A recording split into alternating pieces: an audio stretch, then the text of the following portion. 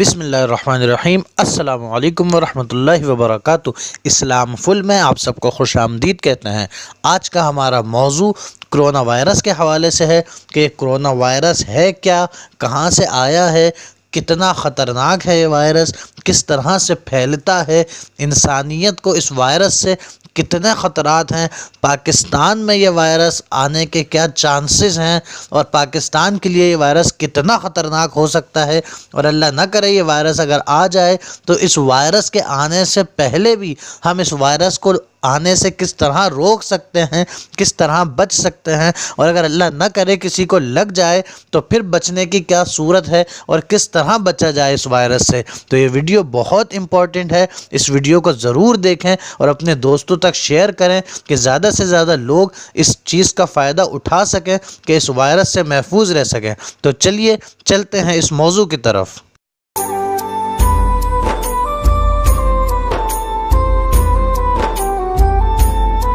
तो चलिए सबसे पहले जान लेते हैं कि ये कोरोना वायरस है क्या और इसको कोरोना वायरस कहा क्यों जाता है। तो सबसे पहली बात कि ये कोरोना वायरस ऐसा नहीं कि अभी 2020 में या 2019 के आखिर में ही बना हो और अभी इसको कोरोना वायरस कहा जाने लगा हो, बल्कि ये 2002 से शुरू हुआ है। और जो ये वाला कोरोना वायरस अब 2019 के एंड में दिसंबर में आया है, ये कोरोना वायरस की 7वीं किस्म है। इससे पहले कोरोना वायरस की 6 और अक़साम आ चुकी हैं। इसका आगाज़ 2002 में हुआ था।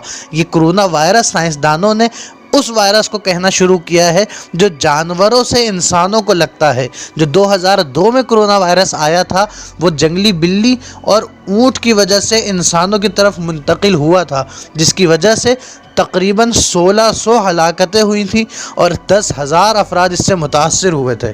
अब जान लेते हैं कि जो ये वाला कोरोना वायरस 2020 में आया है, जिससे पूरी दुनिया में बहुत खौफ व हिरास पाया जाता है, ये है क्या, कहाँ से शुरू हुआ, कहाँ से आया है। तो ये कोरोना वायरस चीन के शहर वुहान से आया है, जिसकी आबादी तकरीबन 1 करोड़ लोग वहाँ बसते हैं। और इस वायरस की मेन वजह चमगादड़ को कहा जाता है कि चाइनीज़ लोग चमगादड़ का सूप पीते हैं। और जैसा कि आप सबके इल्म में है, पूरी दुनिया में अभी सर्दियों का एक ज़ोर गुजरा है, अभी कुछ मुल्कों में बाकी भी है, तो सूप का इस्तेमाल ज़्यादा किया जाता है। यही वजह है कि चीनी लोगों ने जो चमगादड़ का सूप पीना शुरू किया, वहाँ से ये वायरस इंसानों में मुंतकिल हो गया। और इस वक्त तक ये वायरस कितना ख़तरनाक हो चुका है और कितना इसने दुनिया को मुतासर कर दिया है, इसका अंदाज़ा इस फैक्ट्स और फिगर से लगाइए कि अभी तक के 10,000 केसेस कोरोना वायरस के रिपोर्ट हो चुके हैं और दुनिया के 20 मुल्कों में यह वायरस फैल चुका है, जबकि 100 से ज़्यादा इसके नुकसान में अमवात हो चुकी हैं। और पूरी दुनिया के बड़े बड़े मुल्कों में इसके हवाले से रेड अलर्ट जारी कर दिया गया है कि इस वायरस से बचा जाए। पूरी दुनिया में इसके लिए इक़दामात करना शुरू हो गए हैं। और वुहान, जहाँ से ये वायरस शुरू हुआ था, चीन ने वो पूरा शहर सील्ड कर दिया है कि वहाँ से ना कोई बंदा बाहर जा सकता है, ना कोई बाहर से उस शहर में आ सकता है। और रही बात पाकिस्तान की, तो पाकिस्तान में भी इस वायरस के आने के बड़े कवी चांसेस मौजूद हैं, क्योंकि जैसा कि आप सबके इल्म में है कि पाकिस्तान और चीन का आपस में बहुत ज़्यादा तिजारती ताल्लुक़ भी है, सिफारती ताल्लुक़ भी है, आपस में एक दूसरे के मुल्कों में आना जाना भी बहुत है। एक केस मुल्तान में पाकिस्तान में रिपोर्ट हो चुका है कोरोना वायरस का, तो बहुत इम्कान है कि पाकिस्तान में भी ये कोरोना वायरस अल्लाह न करे आ जाए। अब जानते हैं कि कोरोना वायरस दाखिल कैसे होता है और क्या असरात मुरतब करता है इंसान की ज़िंदगी पर। तो ये कोरोना वायरस इंसान के मुंह और नाक के ज़रिए उसके जिस्म में दाखिल होकर सांस के एक खुलिये से जुड़ जाता है और जुड़कर दीगर खुलियों को मुतासर करना शुरू कर देता है, डैमेज करना शुरू कर देता है। और इसके असरात 2 से 14 दिनों के अंदर इंसान को नज़र आना शुरू हो जाते हैं। इस सूरत में कि पहले उसकी नाक वगैरह बहना शुरू होगी, फिर उसको खांसी वगैरह की मसला हो जाएगा, गला ख़राब हो जाता है और शदीद बुखार होने लगता है। फिर ये कोरोना वायरस जिस्म में ये तब्दीली लाता है कि इंसान के फेफड़े में सूजन पैदा कर देता है।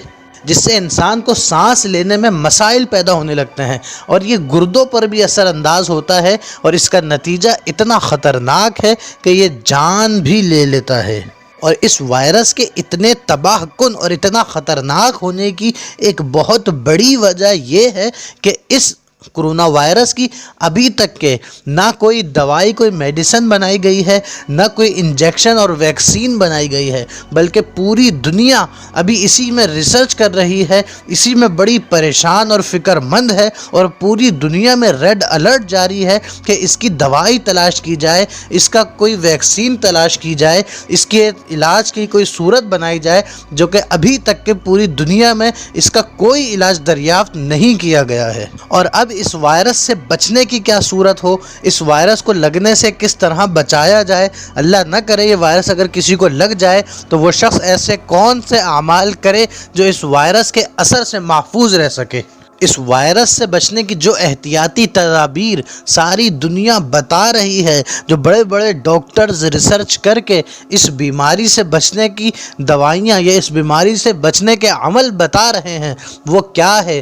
ذرا غور کریں کہ وہ ساری وہ باتیں کر رہے ہیں اس بیماری سے بچنے کی، اس وائرس سے بچنے کی، جو ہمارے آقا و مولا محمد مصطفیٰ صلی اللہ علیہ وسلم آج سے 1400 سال پہلے وہ تمام چیزیں بتا چکے ہیں۔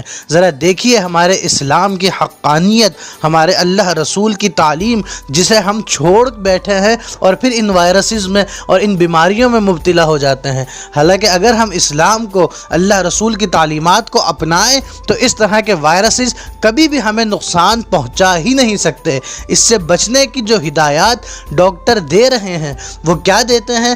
وہ دیتے یہ ہیں کہ اگر آپ کو یہ وائرس لگنے سے بچانا ہے تو کرنا یہ ہے کہ کھانے سے پہلے بھی ہاتھ دھوئیں اور کھانے کے بعد بھی ہاتھ دھوئیں۔ ذرا اندازہ کیجئے، یہ وہ سنت ہے جو حضور اکرم صلی اللہ علیہ وسلم نے اپنی امت کو سکھائی۔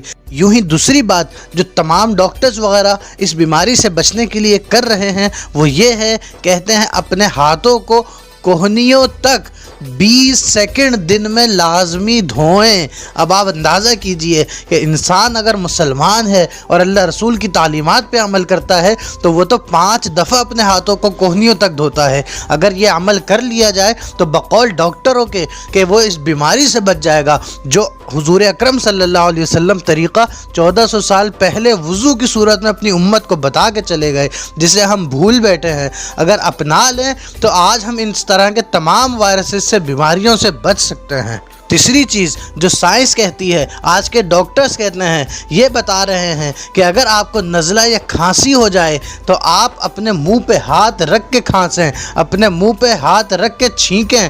اگر یہ عمل بھی دیکھا جائے تو یہ بھی وہ عمل ہے جو کہ اسلام کا طریقہ ہے۔ اسلام کہتا ہے کہ اگر آپ کھانسیں تو اپنے ہاتھ کا استعمال کریں۔ اسلام یہ آداب سکھاتا ہے کہ اگر آپ چھینکیں تو سر نیچے کر کے آہستہ آواز میں ایسے چھینکیں کہ کوئی دوسرا شخص اس سے متاثر نہ ہو سکے۔ یہ وہی باتیں ہیں جو آج میڈیکل سائنس اس خطرناک وائرس سے بچنے کے لیے ہمیں بتاتی ہے، جو ہمارے آقا و مولا محمد مصطفیٰ صلی اللہ علیہ وسلم ہمیں 1400 سال پہلے بتا کے چلے گئے۔ اور بحیثیت مسلمان ہمارا اللہ پہ ایمان ہے، اللہ پہ عقیدہ ہے کہ ہمارا اللہ ہر شے پہ قادر ہے، دو جہاں کا مالک و مختار ہے، جو چاہے کر سکتا ہے۔ تو حضور اکرم صلی اللہ علیہ وسلم نے اس طرح کی ہر بیماری سے، ہر تکلیف سے، ہر وائرسز سے بچنے کی ہمیں کچھ دعائیں سکھائی ہیں کہ اگر ہم ان دعاؤں کو بھی پڑھتے رہیں کثرت سے تو یقیناً اللہ اپنی رحمت سے